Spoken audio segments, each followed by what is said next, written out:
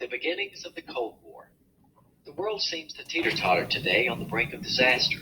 It seems as if, with all the problems and fighting today, that we're having more conflict than ever before in world history. In reality, the world has always known conflict. Let's examine the problems and issues in the period following World War II. Then, you can see for yourself the challenges that faced the world many years ago. With the end of World War II came major events that changed the course of world history. As you recall, tensions were high between the Western Allies and the Soviet Union at the end of the war. Neither side really trusted the other. Stakes were high. After all, it was now the nuclear age. The invention of nuclear warfare would change how all future wars would be fought. Although the Allies had agreed at the end of World War II not to occupy territories they conquered during the war, the Soviets, led by Joseph Stalin, were determined not to be invaded again and set out to maintain control over Eastern Europe in an effort to keep a buffer between the Soviet Union and the nations of the West. Stalin set up communist regimes in both Germany and Poland and ruthlessly stamped out opposition to his Communist Party. The European continent was divided. The democratic nations who were supported by the United States and its allies, and the communist nations that were supported by the Soviet Union. This division and separation became known as the Iron Curtain. President Truman felt that it was important for the United States to support democratic nations in Europe and to stop the spread of communism. After all, Western European nations and their economies had been devastated by the war. He wanted to commit both money and resources to these nations in order to support and sustain the growth of democracy. Truman wanted to stop the spread of communism by following a policy of containment. His goal was to contain communism and keep it from spreading throughout Europe and the world. In 1947, President Truman introduced the Truman Doctrine to this end. The United States spent $400 million in an effort to aid and rebuild Greece and Turkey under this plan to greatly reduce the risk of communist takeover in these nations. Also in 1947, President Truman's Secretary of State, George Marshall, proposed that the United States provide aid to 16 other European nations in order to stop the spread of communism there. His Marshall Plan provided $13 billion in aid. Because of this, many European nations were rebuilding, maintaining democratic governments, and communism was losing its appeal to many. Germany was a particular problem. As you recall, at the end of World War II, the Allies had divided Germany among themselves.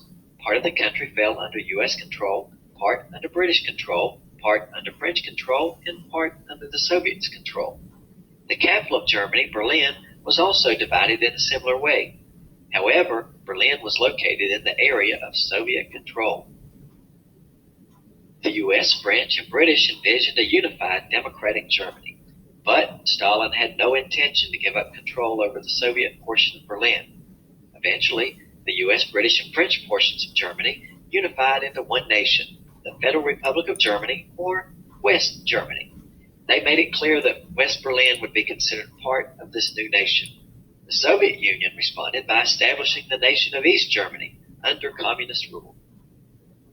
Soon, thousands of people wanted to flee communist rule and escape to West Berlin. In an effort to stop the mass exodus, Stalin decided to force the West to surrender its portion of Berlin. He started a blockade of the city, which stopped any needed supplies from reaching the people of West Berlin. President Truman felt that he had to act in order to get necessary supplies to the people of West Berlin. He authorized the Berlin Airlift, which delivered these supplies. For 327 days, planes took off and landed every few minutes around the clock. The airlift was successful. Other alliances began to develop as a result of this Cold War as well. As you know, the Cold War had divided nations into two camps, those allied with the United States and those allied with the Soviets.